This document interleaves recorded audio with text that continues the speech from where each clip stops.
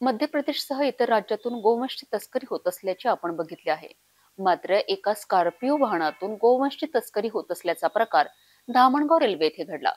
रस्त्यावर बसून असलेल्या गायींना स्कॉर्पिओ वाहनात कोंबून तस्करी होत असल्याचा प्रकार प्रतिनिधी सलील काळे यांच्या कॅमेऱ्यामध्ये कैद झाला.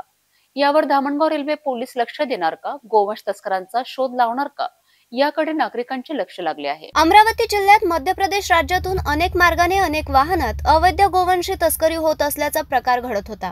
यात ग्रामीण पोलिसांसह शहर पोलिसांनी धडक कारवाई सुद्धा केली होती. आता मात्र अमरावती जिल्ह्यातील धामणगाव रेल्वे तालुक्यात असलेल्या विमल प्लाझा परिसरात विकास स्कॉर्पिओ वाहनातून चक्क गायीची तस्करी होत असल्याचा प्रकार उघडकीस आला आहे. धामणगाव रेल्वे येथे रात्री 1:30 वाजताच्या दरम्यान स्कॉर्पिओ वाहन येऊन त्यात रस्त्यावर बसून असलेल्या गायींना जबरदस्तीने कोंबून वाहनातून तस्करी होत असल्याचे स्पष्ट झाले. यापूर्वी सुद्धा अशा प्रकारची घटना छत्रपती शिवाजी महाराज चौकामध्ये त्याच ठिकाणी विमल प्लाझा समोर घडलेल्या आहेत. पोलीस प्रशासन या गंभीर प्रकरणी तातडीने कारवाई करेल का, याकडे नागरिकांचे लक्ष लागले आहे.